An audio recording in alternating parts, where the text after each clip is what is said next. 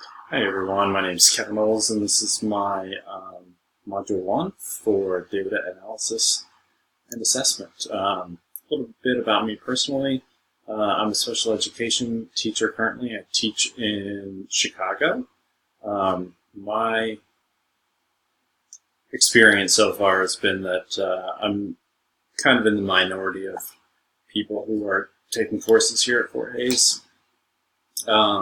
So maybe adding a little diversity with my city experience. I do have experience as a department chair, as a case manager, and I have experience on an instructional leadership team that has kind of led me to this path of wanting to one day become a school administrator. So when looking at how my school and my district views data and how they use data to inform decisions that they make, there are a few main important ways that they use it and ways that they compile it to disseminate the information to principals, to teachers, and to the community. The first way is with what's called a school report card. So you can log on to Chicago Public Schools website, and it begins with some highlights, shows the courses that a particular school has and offers for students, how they develop career learning, and the facilities of the school as themselves, kind of just more physical, like what the school has. It also measures academic progress and does that in a variety of ways. One big data tool and metric that's used in Chicago Public Schools is called Ninth Grade on Track. It tracks each freshman almost literally day to day on if they're on track to graduate, meaning they should have, at this point in the year, they should have this many credits, they should be passing this many classes. And that's a really big data metric and a tool that's used by CPS, and we hear that all the time. Academic progress, each school is rated and evaluated on their graduation rate and their college retention rate, things like that that are pretty standard. I think it's interesting too, another tool that the district uses to evaluate schools would be the school environment. They do that through what's called the 5 Essentials Survey.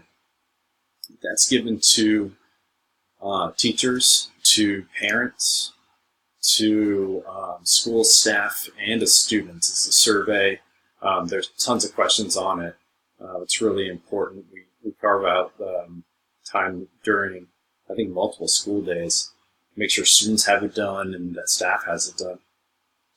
And it asks students and staff questions about, like, are they being challenged appropriately? Do they feel safe in the school? Things like that. And that's a really big tool that the district uses.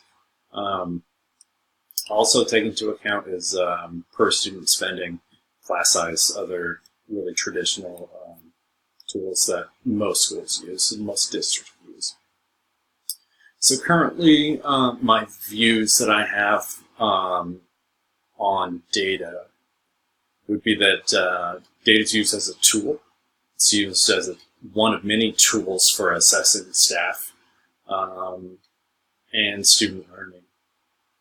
And it's just that, it's just a tool. It's not we look at this number and then we make hard and fast decisions based on this just one number, this one metric.